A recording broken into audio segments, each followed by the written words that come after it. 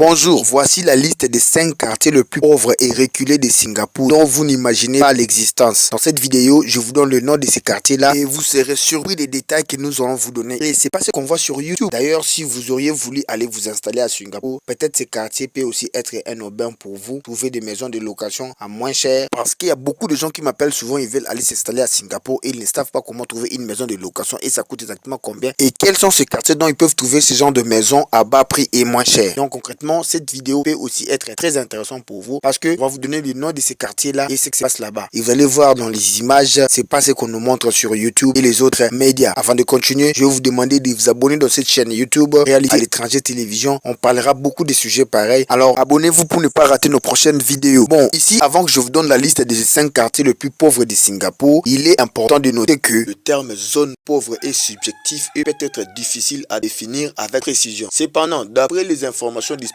certaines zones de Singapour sont connues pour avoir une concentration plus élevée de résidents à faible revenu. Jalan Koko, le quartier de Bukit Timah et le quartier de Kampong Java. De plus, Bishan et Marine Parade ont également été mentionnés en relation avec la criminalité, ce qui peut être révélateur des défis socio-économiques potentiels. Voici un aperçu plus détaillé de ce domaine. Rue Koko, ce quartier est connu comme l'un des quartiers les plus pauvres de Singapour, avec les résidents dans des appartements en location près de Chinatown. Bukit Timah, bien que connu pour ses quartiers résidentiels haut de gamme, Bukit Timah a également été identifié comme ayant un taux de criminalité plus élevé par rapport à d'autres zones, ce qui pourrait être lié à des facteurs socio-économiques. Kampong Java, ce quartier est un autre quartier mentionné comme ayant un taux de criminalité plus élevé, ce qui peut être les signes des défis socio-économiques potentiels. Défilé du Bachan et de la Marine, ces zones ont également été identifiées comme ayant des taux de criminalité plus élevés, ce qui pourrait être lié à des facteurs socio-économiques et à des populations potentiellement à faible revenu. Il est important de rappeler qu'il ne s'agit là que de quelques zones et qu'il existe probablement d'autres quartiers à Singapour où vivent des personnes à faible revenu. De plus,